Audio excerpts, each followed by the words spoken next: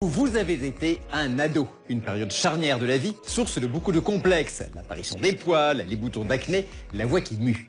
Pourquoi ces changements se produisent-ils à l'adolescence? Touchent-ils autant les filles que les garçons? Comment mieux les vivre en attendant qu'ils disparaissent d'eux-mêmes à l'âge adulte? Vous allez notamment découvrir un traitement prometteur contre l'acné, reportage de Marie Perrin. Première sortie, premiers amours, l'adolescence est une période de découverte fort agréable. Mais c'est aussi le moment où le corps change et devient source de nombreux complexes. Qui peut se vanter de n'avoir jamais eu un seul bouton? Vous allez découvrir une technique révolutionnaire pour s'en débarrasser. Quand les premiers poils apparaissent, faut-il les épiler, les raser? Pourquoi la voix change-t-elle? Le son ne sort pas comme je veux. Réponse avec des scientifiques. Les bouleversements hormonaux liés à la puberté sont à l'origine de quelques tracas. C'est pourquoi l'adolescence rime avec complexe. Et vous vous souvenez de vos complexes d'ado? Une pointe d'acné ou voilà quoi, des petits boutons à droite à gauche. Quelques problèmes de surpoids, mais ça s'est réglé. Mon gros complexe, c'est que j'avais de l'acné. C'était horrible, je me barbouillais le visage parce que j'avais l'impression que ça paraissait moins, mais en fait, ça devait clairement plus paraître. Le plus répandu des complexes est donc l'acné, cette apparition soudaine de boutons rouges gorgés d'une substance blanche. Rassurez-vous, cela n'a rien d'anormal.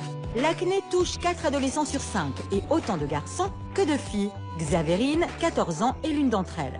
J'ai eu de l'acné à partir de 11 ans à peu près, donc quand je suis rentrée en 6e. J'ai essayé de les camoufler, d'essayer de me maquiller pour qu'on les voit moins. Mais ce qui peut être gênant, c'est par exemple le regard des autres qui peuvent dire t'as de l'acné ou des choses comme ça. Pour en finir avec ces poussées gênantes, Xavérine a rendez-vous chez le docteur Gaucher, dermatologue. Bonjour. Mais comment l'acné se développe-t-elle? Première information, elle se forme à la base du poil. Vous avez ici le bulbe qui va fabriquer le poil. C'est ce qu'on appelle un bulbe pileux. À la base, il y a comme une espèce de petite figue. C'est ce qui représente la glande sébacée. La glande sébacée est normalement relativement petite. Chez les acnéiques, elle a tendance à être trop grosse. Le rôle des glandes sébacées est de fabriquer du sébum, une huile qui remonte le long du poil pour se déposer à la surface de notre peau et l'hydrater. Mais à la puberté, l'activation des hormones sexuelles peut dérégler leur fonctionnement. Elles vont alors fabriquer trop de sébum. Donc ça bouchonne à la sortie. Et c'est ce bouchon qui va permettre la pullulation des microbes en dessous et la fabrication d'un bouton avec du pus. C'est comme cela que se forment ces boutons qui nous gênent. Sachez que pour ne pas aggraver votre acné, il ne faut surtout pas toucher les boutons pour ne pas les infecter. Le maquillage est aussi fortement déconseillé, car il a tendance à boucher encore plus les pores. Il existe de nombreux traitements contre l'acné, mais quand ils ne se révèlent pas suffisants, vous allez voir que de nouvelles méthodes peuvent avoir des résultats spectaculaires. Quand les traitements oraux et locaux de l'acné n'ont pas marché, on peut maintenant utiliser des techniques dérivées de la lumière. La photothérapie dynamique est l'une d'entre elles. Elle est généralement utilisée dans les cas d'acné résistante. Avant la séance, le dermatologue applique une crème photosensibilisante pour que les rayons pénètrent bien. Ensuite, la peau est exposée à la lumière. La durée de la séance varie en fonction de l'importance de l'acné, de 10 à 20 minutes.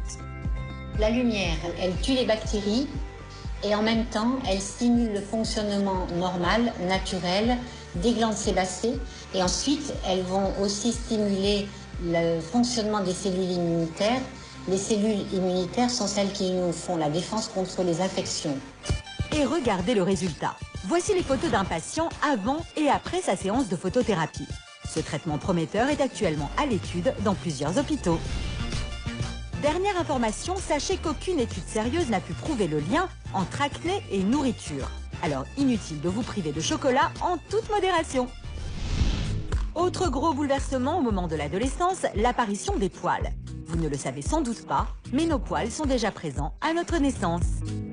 À la naissance, on a tous le même nombre de bulbes pileux sur le corps, garçons comme filles. Sur le visage, on a entre 500 et 800 follicules pileux et sur le corps, entre 60 et 80 par centimètre carré.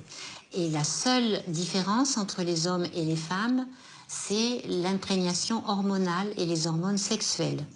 Donc lorsqu'on a de la testostérone, qui est l'hormone mâle, on va avoir une stimulation de 80% de ces 500 follicules par centimètre carré. Quand on a des hormones féminines, on n'aura que 20%. Ce sont donc les hormones sexuelles que notre corps commence à fabriquer entre 11 et 14 ans qui sont responsables de la pousse des poils. La plupart des jeunes les trouvent disgracieux et veulent à tout prix s'en débarrasser. Mais à quel âge peut-on commencer à les épiler ou les raser?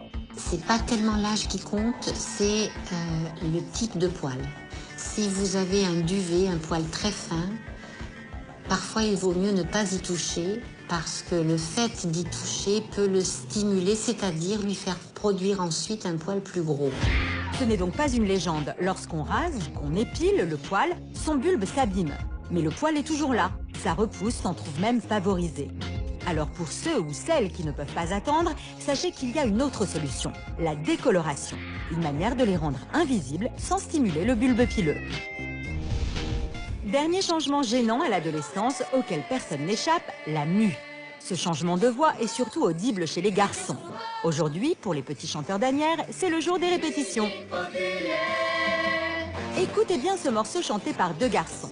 À droite, Martin, 12 ans. À gauche, Louis, 15 ans. Non, non, rien n'a changé. Tout a continué. Non, non, rien n'a changé. Tout a continué. Avant, Louis faisait ce solo. Aujourd'hui, si Martin le remplace, c'est parce que Louis a mué et ne peut plus chanter des sons aussi aigus. Mais rassurez-vous, pour les chanteurs, la mue n'est pas forcément un problème. Quand les chanteurs muets, on les met pas à la porte, hein, au contraire, on les garde. Ils intègrent des voix différentes, un petit peu plus graves. Basile a 13 ans. Lui aussi est en train de muer.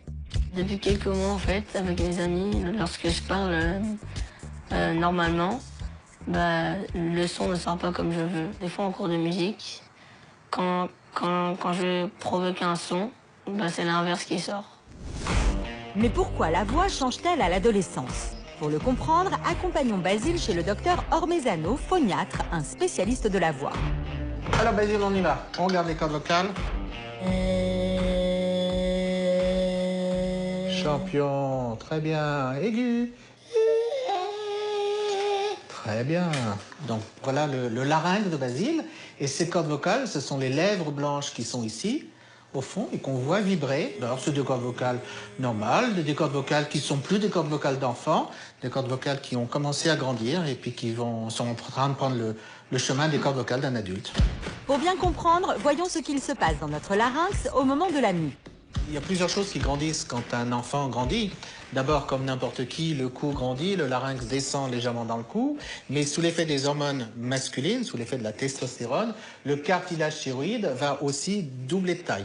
Et donc, les cordes vocales qui sont des rubans, des lèvres tendues à l'intérieur, vont elles aussi suivre le chemin et vont elles aussi doubler de taille entre le début et la fin de la mue. À l'adolescence, les cordes vocales grandissent, passant de 5 mm chez l'enfant à 18 mm chez la femme et 22 mm chez l'homme. Mais rassurez-vous, les effets gênants de la mue disparaissent au bout de 6 mois, pour laisser place à une voix plus adulte. Vous savez maintenant que ces problèmes liés à l'adolescence sont temporaires. Si vous êtes en plein dedans, il ne vous reste plus qu'à prendre votre mal en patience. Tout a continué. Dans quelques instants, d'autres complexes décryptés par les scientifiques. Restez avec nous, à tout de suite. Plus de 8 femmes sur 10 ont de la cellulite et des vergetures sur la peau. Mais pourquoi? Pourquoi celle-ci touche-t-elle essentiellement la jante féminine? Vous allez découvrir des innovations spectaculaires pour vous en débarrasser.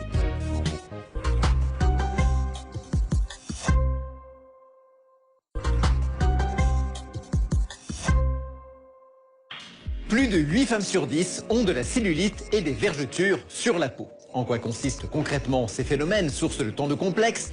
Qu'est-ce qui les provoque? La médecine a-t-elle enfin des techniques efficaces pour les éliminer ou les atténuer? Voici les toutes dernières avancées en matière de lutte contre la cellulite et les vergetures. Reportage d'Antoinette Janson.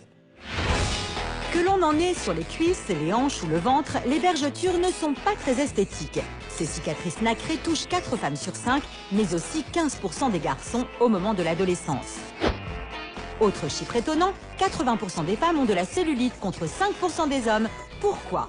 Quelles sont les dernières innovations mises au point par les scientifiques pour en venir à bout? Enquête. Bonjour madame. Veuillez vous asseoir. Sana, 28 ans, est plutôt mince. Pourtant, il y a une chose qu'elle ne supporte pas chez elle, c'est son petit ventre.